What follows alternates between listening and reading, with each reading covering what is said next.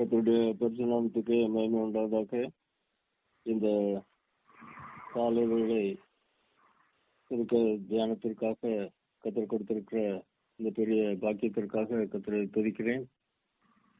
இதற்கு வாய்ப்பளித்த பரிசுத்த சேனை, எல்லா ஊழியக்காரர்கள், அதிகாரிகள், எல்லா விசுவாசிகள் யாருக்கும் என்னுடைய மனமார்ந்த நன்றியும் பாராட்டுதலும் குறித்தாவதாக. இந்த காலை சுருக்க செய்திக்காக கொடுக்கப்பட்டிருக்கிற வேத பகுதி 1 ராஜாக்கள் 13ஆம் அதிகாரம் வசனம் 4-6 வரைக்கும். 1 ராஜாக்கள் 13 வசனம் 4-6 வரைக்கும். கொடுக்கப்பட்டிருக்கிற தலைப்பு தேவ வார்த்தையை விரோதித்ததற்கான தண்டனை. தேவ வார்த்தையை விரோதித்ததற்கான தண்டனை. இப்பொழுது நாம் ஜெபிப்போம். அன்பின் தகப்பனே, இந்த வேலைக்காக உனக்கு நன்றி. பரிசுத்த ஆவியானவரே, எங்களுக்கு போதித்தரலாம். குறைவுள்ளவர்கள், இயலாமை உள்ளவர்கள், அறியாமை உள்ளவர்கள், ஆண்டவரே எங்கள் மேல் இரக்கமாயிரும்.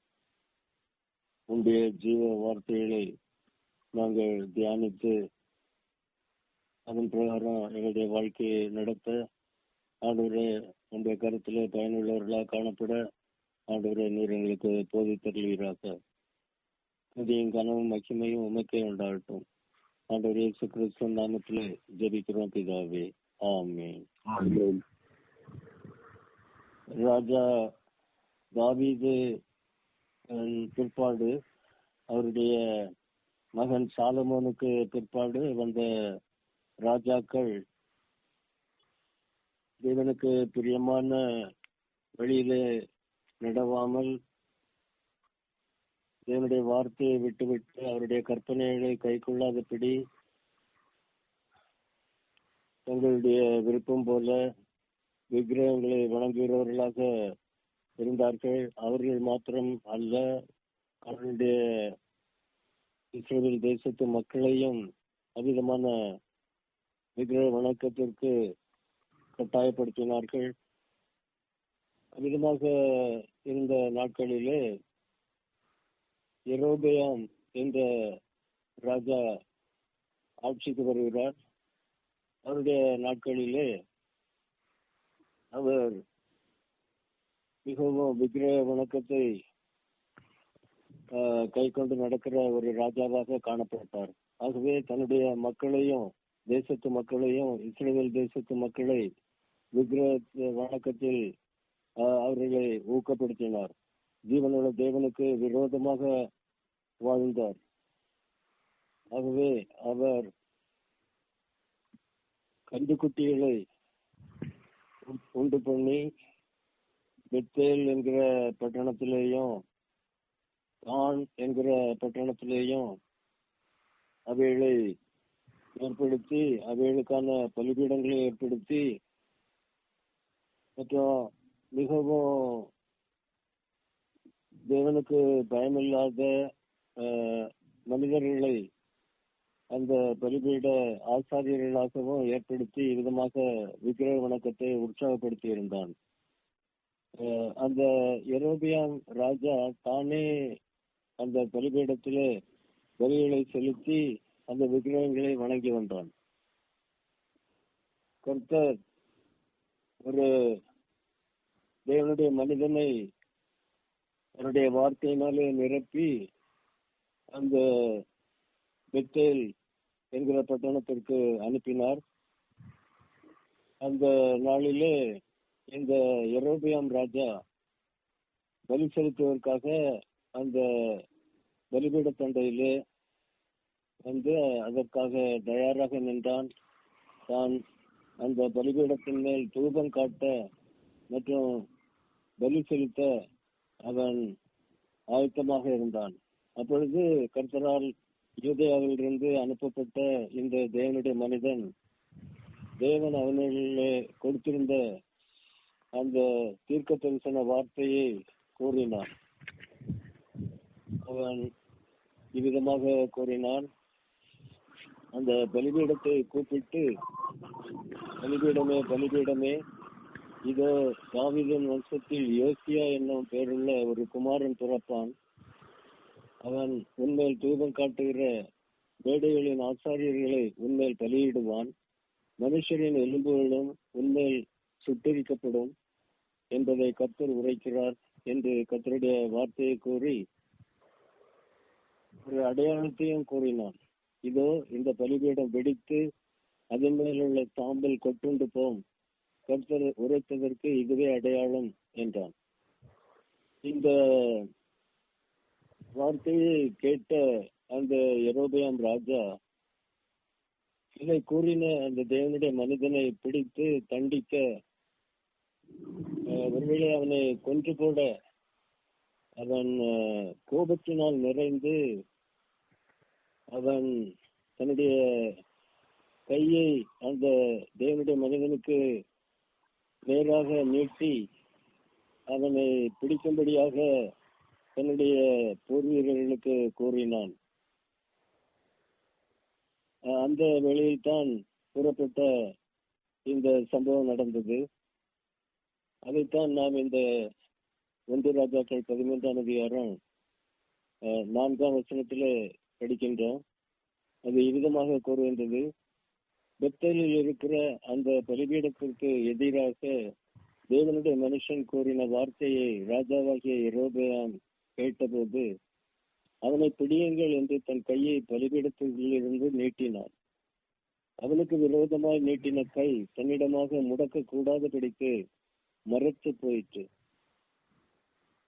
கிறிஸ்துவில் கண்பார்ந்தவர்களே, தேவனுக்கு விரோதமாக ஒருவர் எழும்பும் போது தேவனுடைய வார்த்தைக்கு கீழ்ப்படியாமல் அதை கூறின மனிதனை தண்டிக்க கொன்று போட ஒருவன் எழும்பும் போது கர்த்தருடைய கோபம், கர்த்தருடைய மனம் எவ்விதமாக அந்த மனிதனுக்கு விரோதமாக எழும்புகிறது என்பதை இந்த வசனத்திலே நாம் பார்க்கின்றோம்.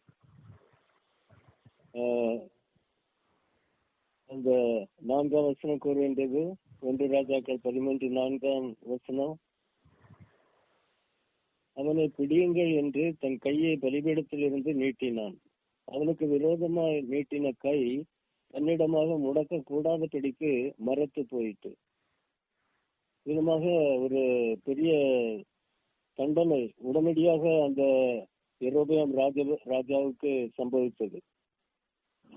எவ்வளவு பயங்கரம்!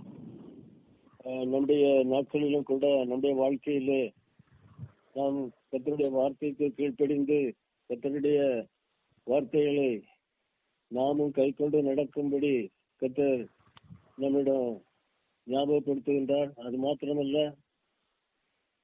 நாமும் நம்முடைய வீட்டாரும் நம்முடைய சபையாரும் நம்முடைய ஜனங்களும் நாம் ஆராதிக்கிற மக்களும் கர்த்தருடைய வழியிலே நடக்கும்படியாக நாம் செயல்பட கடன்பட்டிருக்கின்றோம். கர்த்தருடைய கற்பனைகளை கை கொண்டு கர்த்தருடைய வார்த்தைக்கு கீழ்ப்படிந்து கர்த்தர் விரும்புகிற வழியில் கர்த்தரை மகிமைப்படுத்தி கர்த்தரை ஆராதித்து கர்த்தர் ஒருவரை மாத்திரம்தான் ஆராதித்து கர்த்தரை தொழுது கொண்டு அவரை நேசித்து முழு உள்ளத்தோடும் முழு பலனோடும் முழு ஆத்மாவோடும் அவரை நேசித்து அவரை சேவிக்க அவரை பற்றி அறிவிக்க கர்த்தர் சித்தம் கொண்டிருக்கின்றார். ஆம், இது இன்றைக்கு நமக்கும் கொடுக்கப்படுகிற ஒரு பெரிய எச்சரிப்பு. இந்த ராஜாவுடைய கை அவன் இந்த தேவனுடைய வார்த்தையை சொன்ன அந்த தேவனுடைய மனிதனுக்கு நேராக தன்னுடைய கையை நீட்டி அவனை கொன்று போட அவனை பிடித்து தண்டிக்க அவன் முயற்சித்த போது அவனுடைய கை மறைத்து போனது. என்னுடைய மனுஷன் இந்த 1 ராஜாக்கள் 13:5 வசனத்திலே இவ்விதமாக கூறப்பட்டிருக்கிறது. தேவனுடைய மனுஷன் கர்த்தருடைய வார்த்தையால் குறித்திருந்த அடையாளத்தின்படியே பலிபீடம் வெடித்து சாம்பல் பலிபீடத்திலிருந்து கொட்டுண்டு போயிற்று. அந்த மனிதன் சொன்ன அடையாளமும் சம்பவித்தது. உடனடியாக அந்த ராஜா பயந்து அந்த தனக்கு சம்பவித்த இந்த காரியத்தை, தனக்கு கிடைத்த தேவனுடைய அடி, தேவனுடைய தண்டனையை அவன் சகிக்க கூடாதவனாக, அவனுடைய சரீரத்திலே எவ்விதமான வலி, வேதனை, எவ்விதமான சம்பவம் நடந்திருக்கும், எவ்விதமான சித்திரவதை, எவ்விதமான சரீர உணர்வு, எவ்விதமான ஒரு வேதனை, அதனாலே சகிக்க முடியாத பெரிய ஒரு பாடு, பெரிய ஒரு உபத்திரவம், பெரிய ஒரு கஷ்டம், அவனுடைய கை மரத்து போன அந்த சம்பவத்தை அவனால சகிக்க முடியாதவனாக என்றாலும் அவன் பேசக்கூடியவனாக அந்த தேவனுடைய மனிதனை பார்த்து அவன் கெஞ்சி கேட்கின்றான். அதுதான் இந்த 6ஆம் வசனத்திலே, 1 ராஜாக்கள் 11:6 வசனத்திலே குறிப்பிடப்பட்டிருக்கிறது. அப்பொழுது ராஜா தேவனுடைய மனுஷனுக்கு பிரதித்திரமாக, நீ உன் தேவனாகிய கர்த்தருடைய சமூகத்தை நோக்கி வேண்டிக் கொண்டு என் கை முன்போல் இருக்கும்படிக்கு எனக்காக விண்ணப்பம் பண்ண வேண்டும் என்றான். பாருங்கள், இப்பொழுது கூட அவன் தன்னுடைய பாவத்திற்காக, தன்னுடைய அறியாமை, தன்னுடைய மீறுதல், தன்னுடைய கர்த்தருடைய வார்த்தைக்கு விரோதமான காரியத்தை அவன் செய்த அந்த சம்பவத்திற்காக அவன் கர்த்தரிடம் மன்னிப்பு கேட்டு, அவன் கர்த்தரை தன்னுடைய ஆண்டவரும் நிச்சயமாக ஏற்றுக்கொண்டு கர்த்தரிடம் அவன் விண்ணப்பிக்க அவன் மறுத்து, அந்த தேவனுடைய மனிதன் வணங்கி அவன் பின்பற்றுகிற அந்த மனிதனுடைய தேவன் என்று இவன் கூறுகின்றான். உன் தேவனாகிய, ராஜா சொல்லுகின்றான் அந்த தேவனுடைய மனிதனை பார்த்து, உன் தேவனாகிய நம் எல்லாருடைய தேவன் என்று கூட அவன் குறிப்பிட அவன் விரும்பவில்லை. அவ்விதமான பிசாசானவன் அந்த ராஜாவை அவ்விதமான ஒரு அந்த பிசாசின் அடிமைத்தனத்திற்கு, அந்த சாத்தானுடைய அடிமைத்தனத்திற்கு தன்னை வைத்து தேவன் என்று அறிக்கை செய்யாமல் தன்னுடைய குற்றத்தை ஏற்றுக்கொண்டு மன்னிப்பு கேட்க அவனை விடாதபடிக்கு, என்றாலும் தனக்கு சுகம் கிடைக்க வேண்டும் என்ற எதிர்பார்ப்போடு, ஆசையோடு, விடுதலையாக வேண்டும், அவன் சுகம் பெற வேண்டும், அவனுடைய கை மரத்து போன கை சுகமாக வேண்டும் என்று விரும்பி பயந்து நடுங்கி அந்த தேவனுடைய மனிதனிடம் அவன் கெஞ்சுகிறான். தேவனுடைய மனுஷனுக்கு பிரதித்திரமாக, நீ உன் தேவனாகிய கர்த்தருடைய நாமத்தை சமூகத்தை நோக்கி வேண்டிக் கொண்டு என் கை முன்போல் இருக்கும்படி எனக்காக விண்ணப்பம் பண்ணு என்று கேட்கிறான். இவன் தன்னுடைய பாவத்துக்காக மனம் கசந்து அழுது ஆண்டவரிடம், ஜீவனுள்ள தேவனிடம் மன்னிப்பு கேட்டு ஒப்புரவாகி அவரிடம் கெஞ்சுவதற்கு பதிலாக அந்த தேவனுடைய மனிதனுடைய உதவியை நாடி அந்த தேவனுடைய மனிதனுடைய தேவன் என்று கூறுகிறான். தன்னுடைய தேவன் என்று கூட அறிக்கை செய்ய அவனுக்கு மனம் வரவில்லை. பாருங்கள், எவ்வளவு மனதை கடினப்படுத்தி பிசாசானவன் மனிதர்களை அவனுடைய வழியிலே உபயோகிக்கின்றான் என்பதை இந்த சம்பவத்தின் மூலமாக நாம் பார்க்க முடிகின்றது. அதே வசனத்திலே நாம் பார்க்கிறோம், அப்பொழுது தேவனுடைய மனுஷன் கர்த்தருடைய சமூகத்தை நோக்கி வருந்தி விண்ணப்பம் செய்தான். இப்படி அந்த தேவனுடைய மனிதன், தீர்க்க தரிசனம் உரைத்த அதே மனிதன், இந்த ராஜாவுடைய கை மறைத்து போனது நிமித்தமாக கர்த்தர் அவனுக்கு, அந்த ராஜாவுக்கு இறங்கி அந்த ராஜாவுடைய மறைத்து போன கையை சுகப்படுத்த வேண்டும் என்று அந்த ராஜாவுக்காக தேவனுடைய சமூகத்திலே கெஞ்சி கேட்கின்றான். பாருங்க, அந்த தேவனுடைய மனிதன் கர்த்தருடைய சமூகத்திலே இந்த பாவம் செய்த, தேவனுக்கு விரோதமான காரியத்தை தானும் செய்து தன்னுடைய வீட்டாரும் தன்னுடைய தேசத்து மக்களும் சோர மார்க்கமாக விக்கிரக வணக்கத்தை, கன்றுக்குட்டியை வணங்கி அதற்கு பலி செலுத்தி அருவருப்பான காரியத்தை தேவனுக்கு விரோதமாக செய்து தேவனை துக்கப்படுத்தி, தேவனை வெட்கப்படுத்தி, தேவனை அவமதித்து, தேவனை பின்பற்றாதபடி அவருக்கு விரோதமாக செய்கிற காரியங்களை தேவன் சகித்து இந்த தேவனுடைய மனிதனுடைய ஜெபத்தை கேட்டு அந்த ராஜாவுக்கு சுகம் கொடுக்கின்றார்.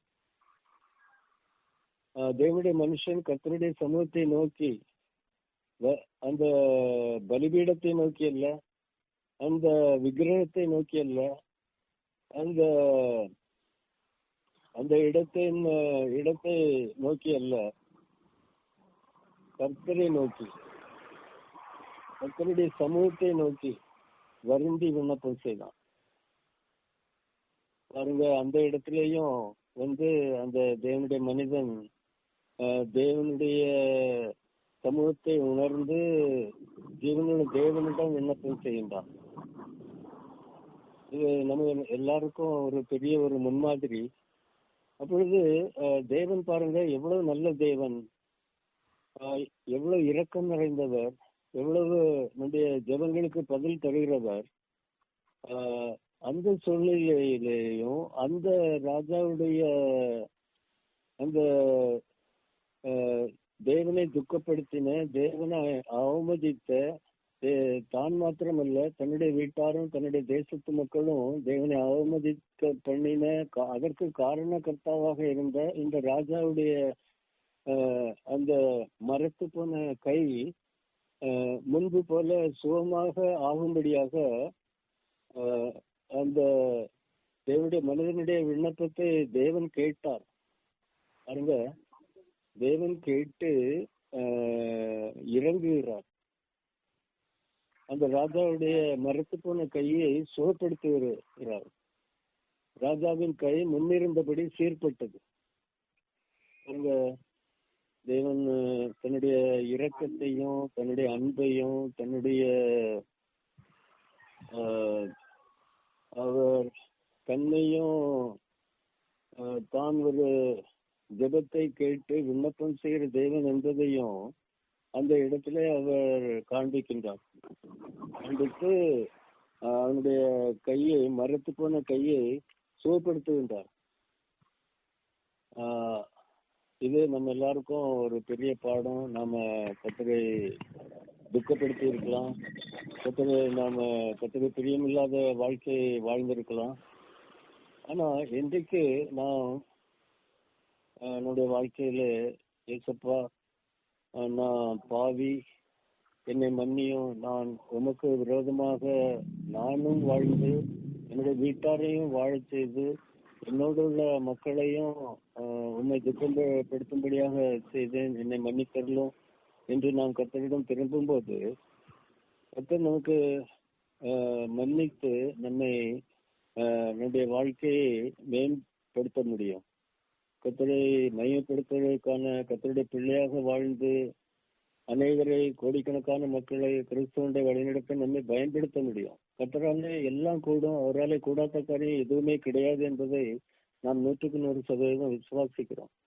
இங்கே இந்த ராஜாவுடைய கை சுகமாக்கப்பட்டது, ஆனால் அவன் மனம் திரும்பினதாக இங்கு நாம் பார்க்க முடியவில்லை. அவன் அந்த தேவனுடைய மனிதனுக்கு வெகுமானம் கொடுக்கிறதில்லையும், அவனுக்கு ஆகாரம் கொடுக்கிறதில்லையும் செய்வேன் என்று அவன் சொல்லுகிறான். ஆனா தேவனிடம் ஒரு வார்த்தை கூட சொல்லவில்லை. தேவனை அவன் நம்பவில்லை, விசுவாசிக்கவில்லை. தேவன் கொடுத்த ஆசீர்வாதத்தை மாத்திரம் அவன் அடைந்து விட்டு அவன் சென்று விடுகின்றான். தன்னுடைய தேசத்திலே எந்த ஒரு நற்காரியத்தையும் அவன் செய்யவில்லை. தேசத்து மக்கள் மனம் திரும்பி ஜீவனுள்ள தேவனை ஆராதிக்கிறதற்கான காரியங்களை அவன் செய்யவில்லை என்று நாம் பார்க்கின்றோம். இது மிகவும் துக்கமான ஒரு காரியம், மிகவும் வேதனையான ஒரு காரியம், அதிகமான காரியம் நம்முடைய வாழ்க்கையில நடைபெறக்கூடாது என்பதுதான். இது நம்ம எல்லாருக்கும் ஒரு நல்ல பாடம். ஆகவே இன்றைக்கு நாம் கர்த்தருடைய வார்த்தையை கேட்டு கீழ்ப்படிந்து, இன்றைக்கு கர்த்தருடைய வசனம், கர்த்தருடைய வேத வசனங்கள் ஜீவிக்கிற, நம்மோடு பேசுகிற அவருடைய வார்த்தைகளாக இருக்கின்றன. அவைகளை நாம் கேட்டு நாம் கற்று அதிகமாக நாம் கர்த்தருடைய வழியிலே நடக்க நாம் எச்சரிக்கப்படுகின்றோம். கர்த்தருக்கு கீழ்ப்படிந்து அவரை மையப்படுத்தவும், அவருடைய பிள்ளைகளாக வாழ்ந்து இயேசு கிறிஸ்துவை மாத்திரம் பிதா குமாரன் பரிசுத்த ஆவியானவராகிய அந்த திரியேக தேவனாக்கிய ஆண்டவர் இயேசு கிறிஸ்துவை மாத்திரம் நாம் உயர்த்தி காண்பித்து அவருக்காக மாத்திரம் நாம் வாழ்ந்து நாம் நம்முடையவர்கள் அல்ல, இயேசு கிறிஸ்து நம்முடைய ஆண்டவர் லட்சியமாக ஏற்றுக்கொண்டதிலிருந்து நாம் கர்த்தருக்கு சொந்தமானவர்கள், நமக்கு சொந்தமானவர்கள் அல்ல, நம்முடைய விருப்பப்படி அல்ல, தேவ விருப்பப்படி தேவனுடைய விருப்பம் என்ன என்று அறிந்து அவருக்கு பிரியமான வழியிலே நாம் அவரை சேவிக்கவும் அவருக்காக வாழவும் அவருக்காக நம்முடைய குடும்பத்தினரையும் நம்முடைய சபையினரையும் வழிநடத்தவும் கர்த்தர் நம்மிடமிருந்து எதிர்பார்க்கின்றார். ஆகவே இந்த சம்பவத்தின் மூலமாக நாம் நம்மை ஆராய்ந்து பார்த்து நம்முடைய வழிகள் கர்த்தருக்கு பிரியமானவைகளாக இருக்கின்றனவா என்று சீர்தூக்கி பார்த்து கர்த்தரிடம் நாம் திரும்புவோம். கர்த்தர் நாம் எந்த சூழ்நிலையில் இருந்தாலும் நாம் அவரை துக்கப்படுத்தி இருந்தாலும் அவருக்கு விரோதமான காரியங்களை செய்திருந்தாலும் அவரிடம் நாம் கெஞ்சி கேட்கும் போது நம்மை மன்னிக்கிறவராக, நம்மை சரி செய்கிறவராக, நமக்கு சுகம் தருகிறவராக, நம்முடைய நல்ல நிலைமைக்கு நம்மை உயர்த்துகிறவராக அவர் இன்றைக்கும் நம்ம கருணை உள்ளம் கிடைத்தவராக காணப்படுகின்றார். ஆகவே கிறிஸ்துவுக்குள் அன்பானவர்களே, இந்த ஜீவ வார்த்தைகளை கேட்டுக்கொண்டிருக்கிற அருமையான தேவனுடைய மக்களே, நாம் ஒவ்வொருவரும் நாம் கர்த்தரிடம் திரும்புவோம். அந்த யெரொபெயாம் ராஜாவை போல அல்ல, தன்னுடைய சுகத்துக்காக மாத்திரம் கர்த்தருடைய அந்த தேவனுடைய மனிதனிடம் ஜெபிக்க சொல்லி சுகம் பெற்றதன் பிற்பாடும் கூட அந்த தேவனை அவன் ஏற்றுக்கொள்ளவில்லை, தேவனை அவன் வணங்கவில்லை, தேவனை கொடுக்க வேண்டிய முழு மரியாதையையும் முழு கனத்தையும் துதியையும் மகிமையும் அவன் கொடுக்கவில்லை. அவன் உண்டாக்கின அந்த விக்கிரகங்களை அகற்றவில்லை, பலிபீடங்களை அகற்றவில்லை. ஆனால் தேவன் சொன்ன வார்த்தைகள் நிறைவேறினது, அவனுக்கு முன்பதாகவே நிறைவேறினது. அவனுக்கும் கர்த்தர் சுகம் கொடுத்தார். அவன் நன்றியற்றவனாக, அவன் தேவனை வணங்காதவனாக, அவன் பிசாசின் வழியிலே, சாத்தானுடைய வழியிலே அவன் சென்று தன்னுடைய வாழ்க்கையை நடத்துகிறவனாக காணப்பட்டான், தேவனை துக்கப்படுத்துகிறவனாக காணப்பட்டான் என்கிறதை நாம் பார்க்கிறோம். அவ்விதமாக நாம் இராதபடிக்கு கர்த்தருடைய வசனங்கள் நம்மை எச்சரிக்கும் போது, கர்த்தருடைய வார்த்தை நம்மோடு பேசும்போது அதற்கு நாம் கீழ்ப்படிந்து தேவனோடு பேசி, தேவனோடு ஒப்புரவாக்கி, தேவனிடம் மன்னிப்பு கேட்டு, தேவனோடு நாம் ஐக்கியமாக்கி அவருடைய விருப்பத்தை மாத்திரம் நிறைவேற்றி அவருடைய கையிலே பயனுள்ளவர்களாக காணப்பட கோடிக்கணக்கான பேரை கிறிஸ்துவனுடைய வழிநடத்த, ஏராளமான சபைகளை ஸ்தாபித்து தேவனை மையப்படுத்த, இந்த உலகத்திலே தேவனுடைய ராஜ்யத்தை கட்டி எழுப்ப காரணமாக இருக்க பயன்பட நம்மை அவருடைய கருத்திலே அர்ப்பணிப்போம். இந்த வார்த்தைகள் மூலமாக உங்கள் அனைவரையும் ஆசீர்வதிப்பாராக. இந்த பரிசுத்த சேனை சபைகளையும் இதை கேட்டுக்கொண்டிருக்கிற எல்லா கர்த்தருடைய பிள்ளைகளையும் ஆசீர்வதிப்பாராக. இது நிமித்தமாக கர்த்தருக்கு மகிமை உண்டாதாக. இப்பொழுது நாம் ஜெபிப்போம். அன்பின் தகப்பனே, ஆண்டவரே, இந்த வார்த்தைகளை நாங்கள் தியானித்தோம். ஆண்டவரே, இந்த சம்பவத்தின் மூலமாக எவ்விதமாக ஆண்டவரே அந்த யெரொபெயாம் ராஜாவின் மேல் ஆண்டவரே அவன் கோபப்பட்டு அந்த வார்த்தையை சொன்ன அந்த தேவனுடைய மனிதனை கொண்டு போடுவதற்கு கூட அவன் துணிந்த போது ஆண்டவரே அவனை நீர் அடித்து அவனை தண்டித்து அவனுடைய கை காய்ந்து போனது, மரத்து போனது என்ற போதிலும் ஆண்டவரே அவன் அந்த தேவனுடைய மனிதனிடம் அவனுடைய சுகத்துக்காக ஜெபிக்க கேட்டுக்கொண்ட போது அவன் ஜெபித்த போது அந்த ராஜாவுடைய கையை நீர் சுகப்படுத்தினீர். நீர் எவ்வளவு நல்ல ஆண்டவர் தகப்பனே. ஆண்டவரே, உம்முடைய குணாதிசயங்கள், உம்முடைய அதிசய செயல்கள் ஆண்டவரே, உம்மை விரோதிக்கிறவனுக்கு கூட, ஆண்டவரே உம்மை வணங்காதவனுக்கு கூட, சாத்தானின் அடிமையிலே வாழ்கிறவனுக்கு கூட ஆண்டவரே நீர் சுகம் கொடுக்கிறவராகவும் நன்மை செய்கிறவராகவும் அவனுடைய ஜெபத்தை கேட்டு அவனுடைய விருப்பத்தை நிறைவேற்றுகிறவராக இருக்கும் மகா பெரிய எங்களுடைய எண்ணங்களினாலே அளந்து கணிக்க முடியாத பெருந்தன்மையுள்ள மகா பெரிய தேவனாக இன்றும் எங்கள் மத்தியில இருக்கிறீர். உண்மை துதிக்கிறோம், உண்மை ஸ்தோத்திரிக்கிறோம் ராஜா. ஆண்டவரே, இந்த வார்த்தைகளை கேட்கிற இந்த மக்களை நீ உற்சாகப்படுத்தும், உமக்காக மாத்திரம் வாழ உற்சாகப்படுத்தும்.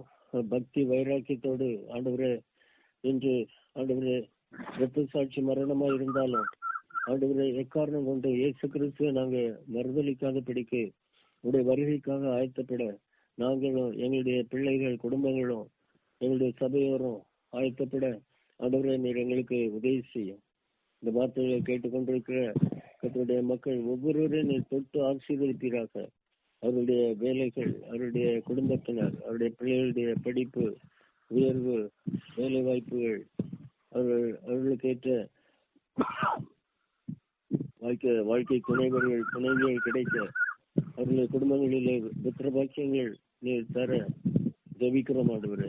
ஆசீர்வதியும். குடும்பத்திலே பெரிய சமாதானம், அன்பு, ஐக்கியம் ஆண்டவரே, கணவன் மனைவி மத்தியிலே, பெற்றோர் பிள்ளைகள் மத்தியிலே பெரிய அன்பு ஐக்கியம் காணப்பட கிருபை செய்யும். முன்மாதிரியான வெற்றி கிறிஸ்தவ வாழ்க்கை நடத்த எங்கள் ஒவ்வொருவருக்கும் நீர் உதவி செய்யும் ஐயா. உங்களுடைய வார்த்தைக்கு மாத்திரம் கீழ்ப்படிந்து பிசாசானவனுக்கு எதிர்த்து நின்று ஆண்டவரே இந்த நாட்களில நாங்கள் வெற்றி கிறிஸ்தவ வாழ்க்கை நடத்த, முன்மாதிரியான வாழ்க்கை நடத்த ஆண்டவரே நீர் எங்களுக்கு இறங்கி வருகிறார்கள். துதியும் கனவும் மகிமை உமக்கே உண்டாகட்டும். இந்த வார்த்தைகளை கேட்கிற யாருக்காக என் சரீரத்திலே சுயவேனோ வலி வேதனை இருப்பேன், இயேசு கிறிஸ்து நாமத்திலே அவர்களுடைய உச்சந்தலையிலிருந்து உள்ளங்கால் வரைக்கும் பரிபூர்ண சுகம் அவர்களுக்கு உண்டாவதாக. ஒவ்வொருவருடைய வாழ்க்கையிலும் அதிசயங்களையும் அற்புதங்களையும் அடையாளங்களையும் செய்து உங்களுடைய நாமத்தை மையப்படுத்தி வருகிறார்கள். இந்த பரிசுத்த சைன ஊழியங்களை ஆசீர்வதியும். இந்தியா தேசத்திலே மாத்திரமல்ல, உலகின் பல தேசங்களிலே இந்த பரிசுத்த சைன ஊழியங்கள் பரவ ஆல மரத்தை போல விழுது விட்டு படர்ந்து கவிழ்ந்து கொள்ள உடைய நாமம் பெரிய அளவில் மையப்பட ஆசீர்வதியும். ஒரிசா தேவாலயம் கட்டி முடிந்து அங்கு தேவாராதனை நடக்க ஆண்டவரை நீர் உதவி செய்யும். பெரிய அதிசயங்களை அற்புதங்களை செய்யும். ஆசீர்வதியும். புதிய கனவும் மகிமை உமக்கே தருகிறோம். அன்பு ரட்சகர் ஆண்டவர் இயேசு கிறிஸ்துவின் நாமத்திலே ஜெபிக்கிறோம் பிதாவே. ஆமென். ஆமென்.